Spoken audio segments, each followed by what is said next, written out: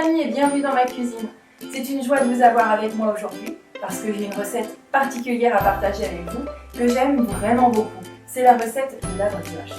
Vous verrez, elle est simple et le résultat est tout simplement délicieux. Elle ne nécessite pas d'ingrédients particuliers, si ce n'est de l'eau pétillante à la place du lait. Nous allons la décliner de deux manières.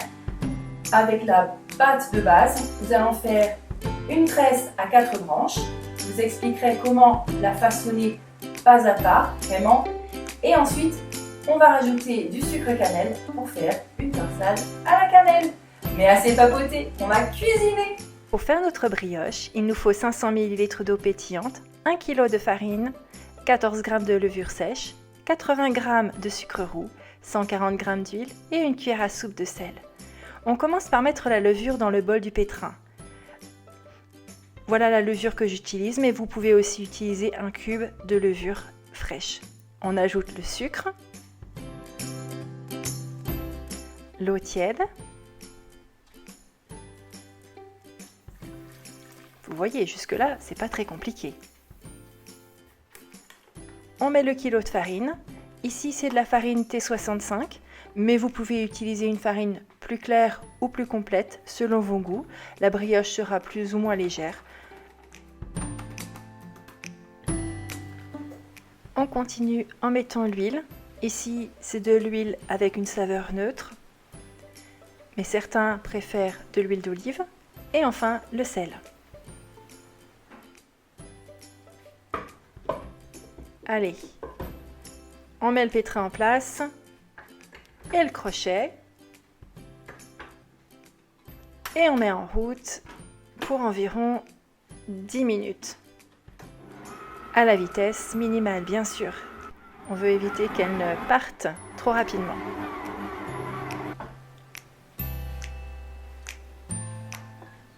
Quand notre pâte est bien pétrie et qu'elle est toute jolie, on la détache du crochet tranquillement. Vous voyez, ça colle pas. Elle ne colle quasiment pas au bord. On va huiler un saladier et on met notre pâte dans ce saladier. Comme vous voyez, je ne travaille pas beaucoup la pâte. Elle reste donc comme ça. On couvre et hop, à lever. Alors là, c'était l'été. Mais quand ce n'est pas l'été et que vous avez un point de chaleur, n'hésitez pas à le mettre près d'un radiateur ou de votre poêle, derrière le poêle à bois, et c'est impeccable. Une fois qu'elle est bien levée, il faut compter à peu près 1 heure. On la dégaze. Regardez-moi toutes ces bulles. On la dégaze, on la met sur notre plan de travail qu'on a préalablement fariné.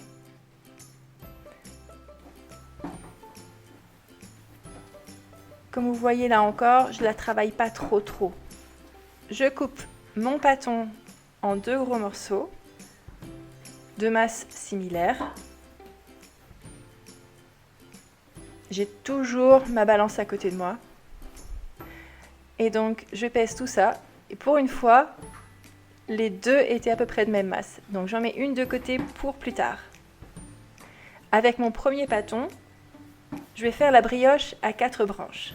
Je coupe donc en 4 morceaux. Avec mon premier morceau, je fais une sorte de boule en ramenant les côtés vers l'intérieur, comme vous le voyez. Quand tout est joli, je roule avec mes mains et le pâton s'allonge.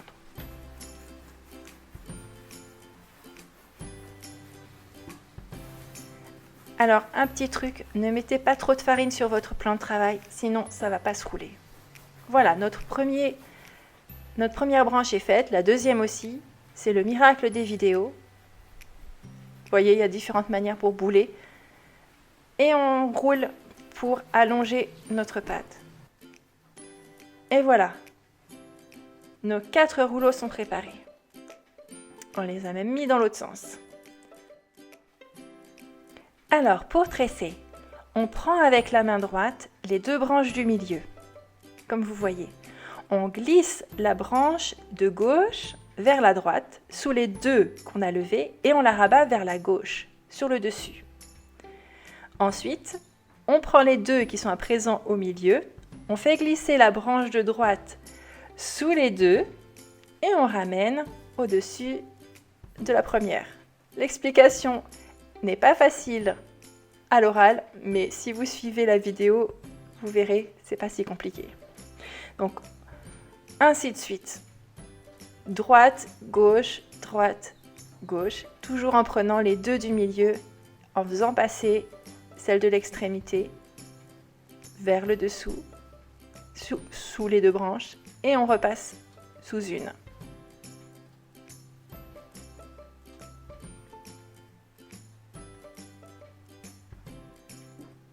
Il n'y a pas à dire, la vidéo s'explique beaucoup mieux. Quand on arrive à la fin, on ramène toutes les branches ensemble et on les met sous la tresse. Ensuite, on retourne notre brioche pour terminer. Et là, on commence par la droite. Vous voyez, au fond, c'est pas si compliqué. Et voilà! Maintenant, on continue avec la torsade cannelle. Il suffit de mélanger un peu de cannelle avec du sucre roux. On prend notre pâton qu'on avait mis de côté, on l'étale pour obtenir un joli rectangle. On humidifie le dessus avec de l'eau tiède en allant bien sur les bords.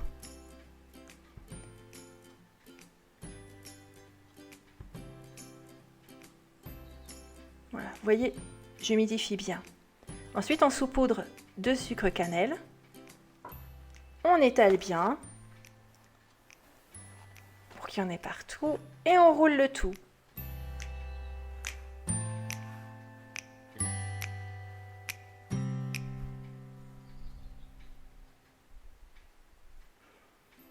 Quand tout est bien roulé, vient le moment de couper bien au milieu sur toute la longueur.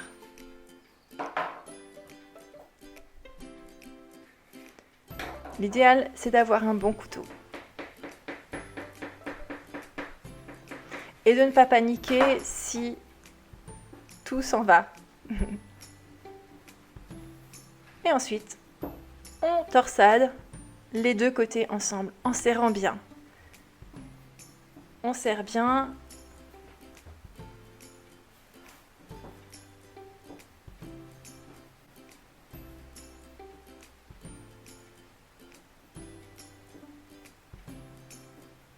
Et on met les tout petits bouts en dessous. Et les voilà sur la plaque. Je les recouvre pendant le temps de pousse, environ 35 minutes. Et les voilà prêtes à enfourner. Je les badigeonne avec un mélange de lait d'avoine et de sirop d'agave pour les dorer. Et zou, au four! Un four qui a bien évidemment été préchauffé à 180 degrés. Jusqu'à ce que notre brioche soit bien dorée. Vous verrez, votre maison va embaumer. Et les voilà! Elles sont belles, n'est-ce pas? Alors, bon appétit!